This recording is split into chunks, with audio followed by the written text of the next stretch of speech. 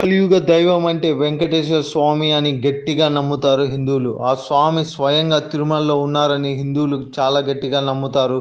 మిగతా మతస్థులైన ముస్లిమ్స్ కూడా స్వామిని అత్యంత శ్రద్ధతో దర్శించుకుంటారు. కానీ అటువంటి చోటే ఇప్పుడు రాజకీయం అనే మహమ్మారి తిరుగుతూ ఉంది. వివరాల్లోకి వెళ్తే ఆంధ్రప్రదేశ్ సీఎం చంద్రబాబు గారు ఒక షాకింగ్ స్టేట్మెంట్ని పాస్ చేశారు. తిరుపతి లడ్డులో గత ప్రభుత్వం నెయ్యి బదులు అనిమల్ ఫ్యాట్ ఆయిల్ వాడిందని.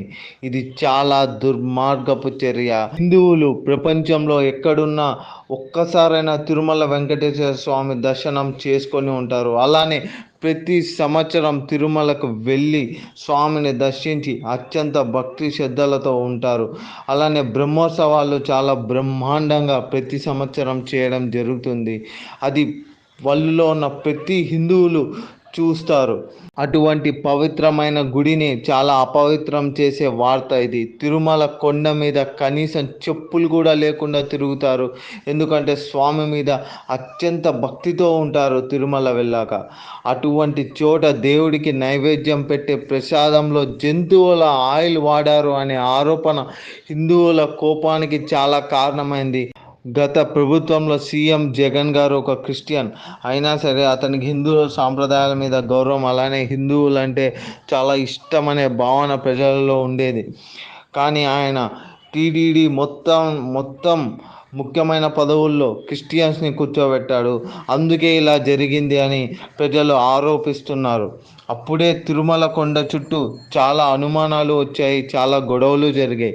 మెట్ల మార్గంలో చిరుతలు దాడి చేస్తున్నాయంటే కర్రలు సప్లై చేసి వాటితో కొట్టండి అనడం, అలానే అన్నదానం సరిగ్గా లేకపోవడం, అలానే క్లీన్నెస్ అనేది ఎక్కడ కూడా తిరుమల కొండలో కనిపించకుండా పోవడం, తిరుమల హుండీ డబ్బులు పక్కదారి పట్టింది అనే అనుమానాలు కూడా వచ్చాయి. దీంతో ఇవన్నిటికీ పోయిన ప్రభుత్వం సమాధానం చెప్పాల్సిందిగా చాలా ఖచ్చితంగా ప్రజలు డిమాండ్ చేస్తున్నారు. హిందువుల మనోబలాన్ని దెబ్బతీసే విధంగా చేసిన ఏ ఒక్కరిని కూడా వదలకుండా శిక్షించాలని డిమాండ్ అయితే చేస్తున్నారు హిందూ ప్రజలు. ప్రపంచంలోనే అత్యంత పవిత్రమైన గుడిగా, అత్యంత పురాతనమైన గుడిగా తిరుమల వెంకటేశ్వర స్వామి బాలాజీ టెంపుల్ ప్రసిద్ధి కాంచింది. అటువంటి గుడిని ఇలా అపచారంకి గురి చేయడం అనేది చాలా దారుణం.